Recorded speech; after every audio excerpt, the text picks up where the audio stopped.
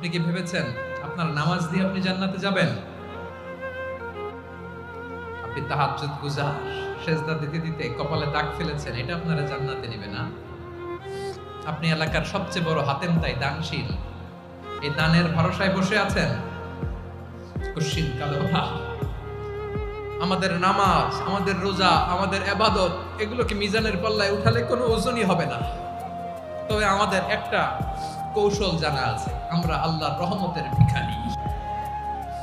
আমরা সেদিন আগেই গুনার স্বীকৃতি দিয়ে দেব। আমরা বলবো, আল্লাহ তুমি প্রশ্ন করার আগে তোমার একটা কথা বলি, আমারে কিছু জিজ্ঞেস করো না, আমি সব করেছি। এমন কোন পাপ নাই যে পাপ আমারে দিয়ে হয় নাই। তোমার রহমত দিয়ে তুমি জান্নাতে পাঠাবা, তোমার দয়ায় জান্নাতে যেতে চাই, আমল দিয়ে না। পারবেন বলতে? কিয়ামতের দিন আমরা বলবো, আল্লাহ আমার আমল দিয়ে জান্নাত চাই না, আমি তোমার দয়া দিয়ে জান্নাত চাই। তোমার দয়া